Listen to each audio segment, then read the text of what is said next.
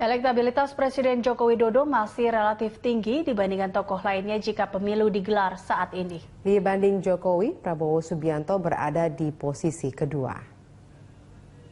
Dari hasil survei harian Kompas, survei menunjukkan Jokowi akan dipilih 41,6% responden jika pemilu dilakukan saat ini.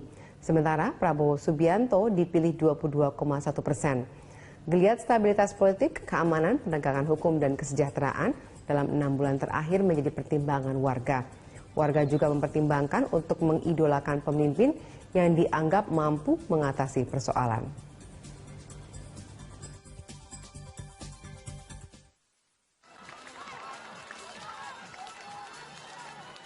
Oke, kita lihat lagi. Satu kotak ya. Silakan. Pemirsa, setelah pada hari pertama Ramadan Presiden Joko Widodo sholat tarawih di Masjid Baitus Salam Istana Kepresidenan Bogor, Jawa Barat. Di hari kedua, Presiden Joko Widodo melaksanakan tarawih di Masjid Andalusia, Babakan Madang, Bogor, Jawa Barat. Selain menunaikan ibadah sholat Isya dan juga tarawih, Jokowi juga menyempatkan diri bersilaturahim dengan ratusan jamaah di Masjid Andalusia Sentul, Babakan Madang, Kabupaten Bogor, Jawa Barat.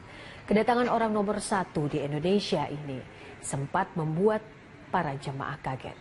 Pasalnya Jokowi merubah jadwal salat.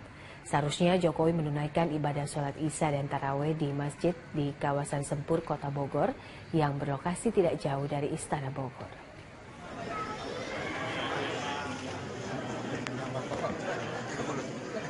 Kembali melakukan operasi tangkap tangan sore tadi, sebanyak 7 orang terjaring dalam operasi KPK, termasuk orang dari Badan Auditor BPK. Untuk mengetahui informasi terkini, kita bergabung dengan reporter Ardi Purnomo di Gedung KPK Jakarta. Ardi, bisa Anda jelaskan bagaimana proses penangkapan dan siapa saja yang ditangkap pada malam hari ini? Ya, hingga saat ini memang belum ada informasi jelas yang dapat kami sampaikan. Meskipun demikian, dari awak media sudah mulai berkumpul di sini dan memang tadi dari pihak juru bicara KPK Febri Diansah juga sudah menyampaikan. Sudah membenarkan bahwa memang ada beberapa sosok yang tertangkap oleh KPK. Namun Febri Diansah meminta agar dari pihak awak media untuk menunggu proses yang mencapai 1 kali 24 jam agar dari para penyidik bisa memastikan siapa-siapa saja yang nantinya akan ditetapkan menjadi tersangka dan juga kasus apa yang menjerat, karena sampai saat ini proses penyidikan ini bisa memakan waktu yang cukup lama, sebab ada berbagai proses yang harus dilakukan, termasuk juga untuk mengumpulkan barang bukti, di mana untuk penetapan tersangka dibutuhkan paling tidak 2 alat bukti. Dan kita juga memahami bahwa dari pihak KPK memang memerlukan waktu untuk juga meninjau langsung dari tempat terjadinya penangkapan OTT ini supaya bisa menemukan bukti yang cukup sebelum nantinya menetapkan beberapa sosok yang sudah ditetapkan sebagai tersangka. Meski demikian, dari pihak Febri Diansah sudah positif bahwa hingga saat ini dari pihak penyidik KPK sudah positif memang ada dugaan korupsi di sini dan penyidik sedang bekerja keras untuk bisa menemukan bukti-bukti yang ada. Yasi Syarif. Ya, Ardi, selanjutnya sudah ditemukankah atau mendapatkan informasi terkait dengan kasus apa? Kabarnya ada terkait juga dengan masalah dari Kementerian Desa. Benarkah demikian, Ardi? Iya sih, kita belum bisa berani berbicara di sini ataupun juga belum bisa menyampaikan informasi karena dari pihak KPK juga belum memberikan suatu pernyataan yang lebih jelas di sini. Memang jika kita melihat ketika kita berbicara soal badan audit, maka ada banyak sekali badan audit di Indonesia, termasuk diantaranya memang ada BPK, kemudian KPK juga termasuk lembaga auditor, lalu juga ada Bawaslu, banyak sekali di sini lembaga auditor, sehingga memang di sini sangat luas sekali. Yasi Syarif, dan dari pihak Humas Febri Diansah juga tadi dari juru bicara Febri Diansah belum bisa untuk menyebutkan dalam kasus apa daripada orang-orang tertangkap OTT KPK ini. Jika kita berbicara memang apakah ada hubungan dengan Kementerian Desa, kita juga harus melihat juga memang Kementerian Desa memiliki anggaran yang cukup besar dan juga memang sebelumnya juga sempat diingatkan oleh Presiden untuk berhati-hati dalam menggunakan dana desa itu, tetapi kita juga tidak bisa saat ini untuk bisa mengatakan memang masalah ini terkait dengan lembaga desa, karena itulah kita masih memberikan ataupun juga masih menunggu dari pihak KPK untuk memberikan konfirmasi yang lebih jelas. Yasis Syarif. Baik Ardi, selanjutnya sudah adakah nama-nama dari ketujuh orang tersebut, detailnya terkait dengan siapa auditor yang ditangkap yang kabarnya berinisial RS, benar demikian atau tidak, dan juga dari Kementerian Desa siapa yang pejabat yang ditangkap? Ya sih, memang benar tadi sempat beredar nama-nama inisial yang diduga memang ikut ditangkap oleh KPK.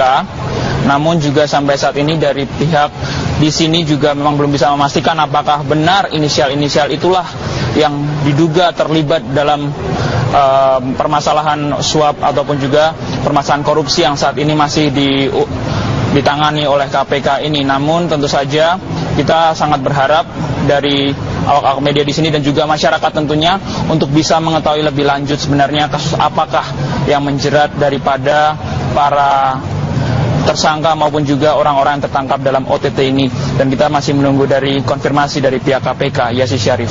Ya Ardi, selanjutnya bagaimana dengan mungkin sudah ada informasi hasil pemeriksaan sementara atau kondisi di sana seperti apa, siapa yang mungkin bisa ditemui, Ardi? Ya, tadi kita sudah sempat mengusahakan untuk bisa meminta konfirmasi langsung dari Febri Diansyah. Akan tetapi seperti yang telah saya jelaskan sebelumnya, dari pihak Febri Diansyah meminta agar dari pihak media untuk bersabar, karena untuk proses dalam penyidikan ini bukanlah hal yang mudah dan juga simpel, sehingga oleh karena itu dari pihak KPK berhati-hati benar dalam kasus ini.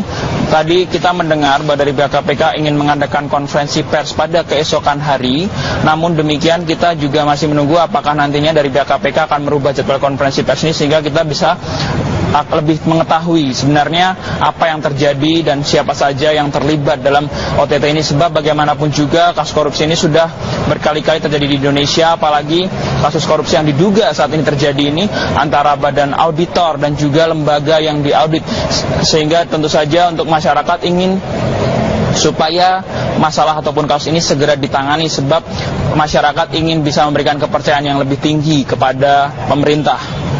Yasis Syarif. Ya Ardi, tentu kita ingin mengetahui sebetulnya seperti apa permasalahan antara audit yang dianggap ini diduga dari BPK terkait dengan mengaudit Kementerian Desa. Sebetulnya apa yang diaudit dan seperti apa data-data yang mungkin sebetulnya ada dipalsukan ataupun di markup ataupun demikian adanya.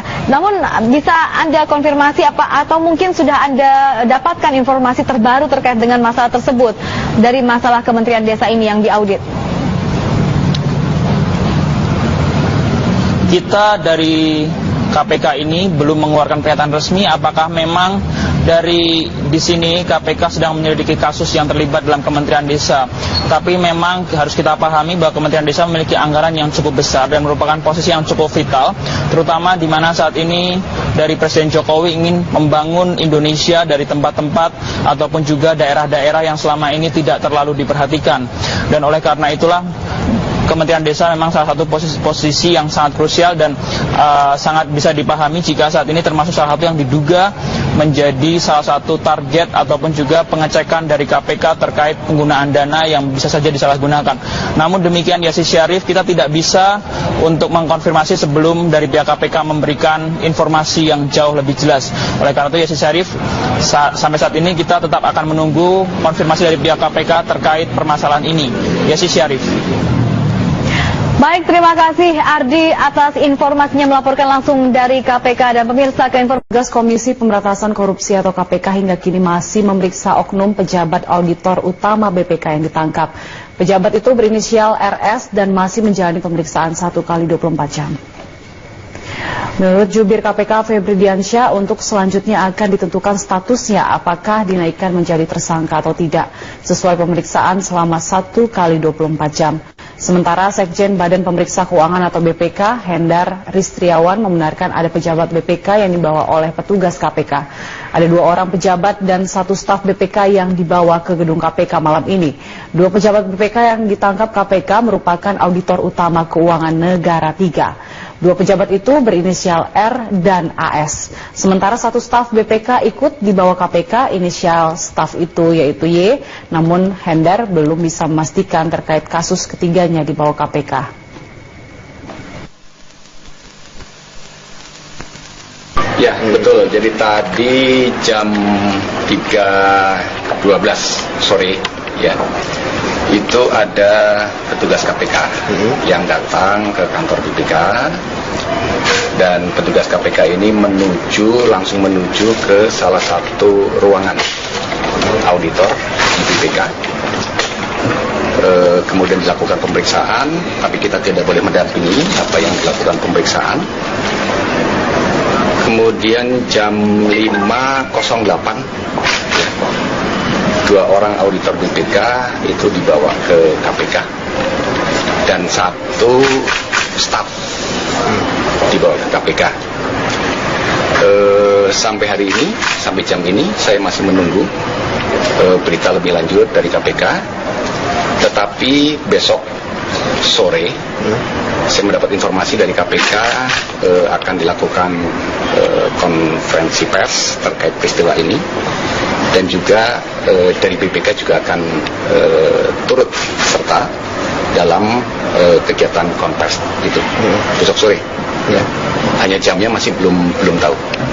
Jadi mungkin penjelasan lebih detail, lebih rinci itu bisa ditunggu besok pada saat konferensi pers di KPK yang akan dilakukan bersama dengan BPK. Pak, mau izin Pak, konfirmasi penegasan berapa orang tadi Pak yang dibawa Pak? 2 orang auditor dan 1 orang staf. Pak, ya. Anggota di bawah BPK audit berapa Pak? Anggota audit berapa? Yang bersangkutan masuk di Auditorat Utama Keuangan Negara 3. Sedang ada pemeriksaan apa sih Pak? Saat ini tidak ada. Saat ini tidak ada. Ya. Inisialnya? Inisialnya R dan AS. Satu lagi Y. Y. Stafnya Y Pak ya? Ya, stafnya Y. Ya. Itu maksudnya dalam rangka sedang ada pemeriksaan apa? Tidak ada. Saat ini kan kita sudah selesai melakukan pemeriksaan. Kata terkait Kemendes Pak? Kita belum tahu informasinya karena seperti tadi saya sampaikan, pada waktu dilakukan pemeriksaan oleh KPK itu tidak boleh didampingi oleh BPK. Oke. Gitu. Pak, yang izin konfirmasi apakah benar bahwa yang dibawa oleh KPK ini adalah stafnya Pak AS Hasanul Kosasi? Tidak ada kaitannya. Jadi sebetulnya ini adalah Tortama Keuangan Negara 3, itu aja ya. Jadi jangan dikait-kaitkan lah. Itu ya, janganlah. Ya. Ini Tortama Keuangan Negara 3. Nah, kalau dikaitkan dengan saudaranya siapa jauh lah gitu. Tapi dari KPK ketika datang membawa ke